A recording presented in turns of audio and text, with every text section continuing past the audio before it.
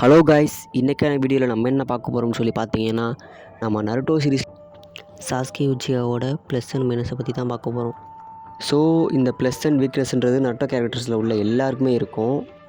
இது இல்லை அப்படின்னு நம்மளால் ஒருத்தர் கூட சொல்ல முடியாது. ஸோ எனக்கு தெரிஞ்ச ப்ளஸ் அண்ட் வீக்னஸை பற்றி நான் சொல்லியிருக்கேன். ஸோ அப்படி எனக்கு தெரியாத சில கேரக்டர்ஸோட ப்ளஸ் அண்ட் வீக்னஸ் உங்களுக்கு தெரிஞ்சிருக்கும். அது என்னன்றதை கமெண்ட்டை சொல்லுங்கள், நானும் தெரிஞ்சுக்கிறேன். ஸோ இந்த வீடியோக்குள்ளே போகிறதுக்கு முன்னாடி யாரெல்லாம் நம்ம சேனலை சப்ஸ்கிரைப் பண்ணலையோ சப்ஸ்கிரைப் பண்ணி வச்சுக்கோங்க. ஸோ வாங்க ஃப்ரெண்ட்ஸ், நம்ம வீடியோக்குள்ளே போகலாம். ஸோ ஃபஸ்ட்டு நம்ம சாஸ்கே உச்சியாவோட ப்ளஸ் என்னன்றதை பார்த்துருவோம். சாஸ்கே கிட்ட ப்ளஸ்ஸாக பார்க்கக்கூடிய விஷயமே இட்டாச்சியை பழி வாங்கணும்னு சுற்றிட்டு இருந்திருப்பான். என்னது, இட்டாச்சியை பழி வாங்குறது ஒரு ப்ளஸ்ஸா அப்படின்னு சொல்லி கேட்டிங்கன்னா அது ப்ளஸ் கிடையாது. ஸோ இட்டாச்சியை பழி வாங்கி முடிச்சதுக்கப்புறம் அவன் லீஃப் வில்லேஜை பழி வாங்கணும்னு போயிருப்பான். இப்போது இங்கே எதுவுமே ப்ளஸ் கிடையாது. ஆனால் அப்படி பழி வாங்க போன இடத்துல 4 காகேசையுமே ரீஅனிமேஷன் பண்ணி நம்ம நருட்டோ கூட நின்று ஃபைட் பண்ணியிருப்பான். 4th கிரேட் நிஞ்சா வார் ஃபுல்லாகவே அவன் ரீஅனிமேஷன் பண்ண 4 காகேஸுமே ரொம்ப யூஸ்ஃபுல்லாக இருந்திருப்பாங்க.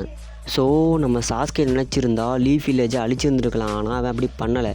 ஸோ இது சாஸ்கேக்கு ஒரு ப்ளஸ் பாயிண்ட்டாக இருக்குது. ஸோ சாஸ்கே கிட்டே இருக்க மைனஸ் பாயிண்ட் என்னன்றதை இப்போ பார்த்துடலாம். அவன் பவர்ஃபுல்லாகணுன்ட்டு லீஃப் வில்லேஜில் இருந்து போனது தான் முதல் மைனஸ். இது அவ்வளோ பெரிய மைனஸான்னு சொல்லி கேட்டிங்கன்னா அப்படி சொல்ல முடியாது. பட் குறுக்கோலியை சூஸ் பண்ணது சாஸ்கேக்கு ஒரு பெரிய மைனஸாக இருக்குது.